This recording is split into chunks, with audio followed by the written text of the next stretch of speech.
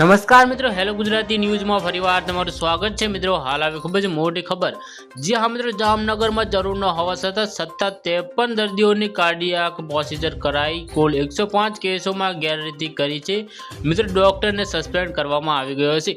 જી હા મિત્રો, તમને સંપૂર્ણ માહિતી આપી દઈએ તો વિડીયોમાં અંત સુધી બન્યા રહેજો મિત્રો। આરોગ્ય વિભાગ દ્વારા સરકારી યોજનામાં ગેરરીતિ આચરતી હોસ્પિટલો સામે સતત કાર્યવાહી હાથ ધરવામાં આવી રહી છે। જે અંતર્ગત જામનગરની જેસીસી હાર્ટ ઇન્સ્ટિટ્યૂટમાં પીએમજેએવાયમાં યોજનાની માર્ગદર્શિકાનું પાલન થતું ન હોવાથી અને ગેરરીતિ આચરતી હોવાથી આ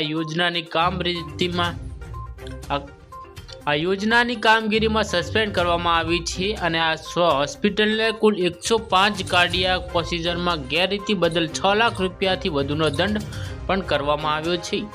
આ ઉપરાંત રાજ્ય કક્ષાએથી આ હોસ્પિટલ દ્વારા કરવામાં આવેલા 262 કેસની વધુ તપાસ કરવાતા 53 કેસમાં વિસંગત જોવા મળી હતી, જેમાં જરૂર ન હોવા છતાં તેવા કેસમાં પણ કાર્ડિયાક પ્રોસિજર કરવામાં આવ્યું હોવાનું જાણવા મળ્યું છે।